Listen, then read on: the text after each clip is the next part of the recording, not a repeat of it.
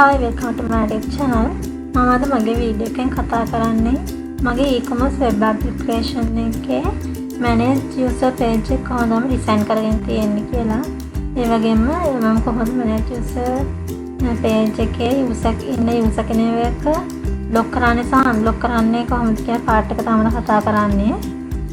මම මෙතනදී manage user page එකට ආවහම මෙතන manage all users කියලා ඒ වගේම තමයි සර්ච් බාර් එකක් දීලා තියෙනවා සර්ච් යූසර් කියලා. ඒ වගේම තමයි අපිට මෙතනදී යූසර් ID එක දීලා තියෙනවා මේ විදිහට නම්බර් එක, ප්‍රොෆයිල් ඉමේජ් දීලා තියෙනවා, යූසර් නේම් එක, ඊමේල් එක, මොබයිල් එක සහ රෙජිස්ටර් ඩේට් එක අපිට මේ විදිහට බලා ගන්න පුළුවන්. මෙතනදී අපිට පෙන්වන්නේ යූසර් රෙජිස්ටර් වෙච්ච ඩේට් එක. අපිට මෙතනදී බලා ගන්න පුළුවන් බ්ලොක් කරන්න අන්බ්ලොක් කරන්න බටන් එකක් දීලා තියෙනවා. බලමු අපි කොහොමද දැන් මේ බටන් එක සහ බටන් එකේ ප්‍රොසෙස් පාර්ට් එක හදලා තියෙන සහ අපි කොහොමද මේක ඩිසයින් කරගෙන තියෙන්නේ කියලා බලමු. දැන් බලමු අපේ කෝඩ් එක. මෙතනදී මම මුලින්ම රික්වයර් එකක් දීලා connection.php ෆයිල් එක අරගෙන තියෙනවා. ඒ වගේම තමයි මම මෙතනදී data set කරලා තියෙනවා. ඒ වගේම තමයි title එක දීලා තියෙනවා manage user. ආයෙත් bootstrap file සහ status css file මම මෙතනදී link කරලා තියෙනවා. ඒ වගේම මෙතන logo එක add කරලා තියෙනවා. මෙතන නම් body එකේ style එකක් දීලා background color එකක් දීලා තියෙනවා. මෙතනදී මම manage user all කියන manage all user කියන text එක මෙතන බලා ගන්න පුළුවන්. ඒ වගේම තමයි මෙතන button එකක් අපිට දීලා තියෙනවා search user කියලා. ඒ වගේම තමයි අපිට මෙතනදී බලා ගන්න පුළුවන් මම මෙතන දීලා තියෙනවා profile images, username, email, mobile, register date මම මේ විදිහට මගේ text ටික දීලා තියෙනවා.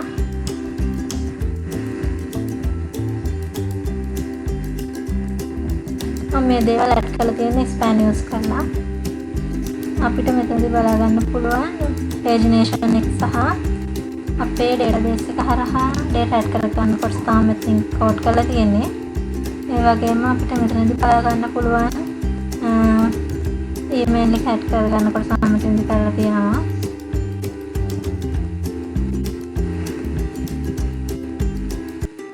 මෙතනදී අපේ blog button එක සහ unblock button එක use කරලා මේ create කරලා තියෙන එතනදී මම PHP script එකක් use කරලා select data කියලා email එක අරගෙන තියෙනවා. ඒ වගේම තමයි මෙතන one click එකක් දීලා user block සහ one click එකක් දීලා block user කියලා දෙකටම මම one click එකක් දීලා තියෙනවා. ඒ වගේම තමයි මෙතනදී අපේ model එකක් මෙතන දීලා තියෙනවා. මෙතනදී තව ස්පෑන් එකක් තමයි ටෙක්ස්ට් එකක් දීලා තියෙනවා. hello දෙයක් කියලා වගේම තමයි මොකද ස්පෑන් එකක් අතේ date එක දීලා තියෙනවා. අපිට මෙතනදී බලා ගන්න පුළුවන් pagination එක මේ විදිහට දීලා තියෙනවා. අවසානට මෙතන bootstrap.js සහ script.js එක link කරලා තියෙනවා.